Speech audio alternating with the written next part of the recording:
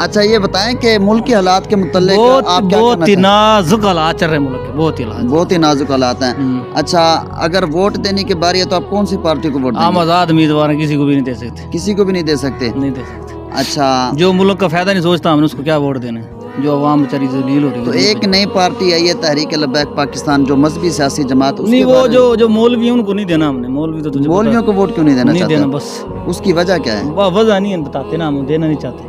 क्या आप ये नहीं चाहते कि इस्लाम इक़्तिदार में आए? इस्लाम तो पहले भी इक़्तिदार में है ना, लेकिन नहीं, अगर हम खुद इस्लाम ठीक होंगे इक़्तिदार तो। में इस्लाम अगर इक़्तिदार में होता तो ये जज अंग्रेज की किताब देखकर फैसला ना करते बल्कि कुरान की किताब देखकर फैसला तो करते। आजकल ये हालात ही ऐसे चल रहे हैं, जो मर्जी कर तो लो। फिर आप क्यों नहीं जजों को कुरान पाक उनके सामने रखवाना चाहते? तो उसके लिए आपको मजहब के इंतखाब वो करना तो पड़ेगा पहले ना? खुद ठीक होगा तो हम जजों को कहेंगे ना, हम खुद ठीक नहीं है तो उनको क्या हाँ करेंगे? तो फिर खुद कैसे ठीक होंगे?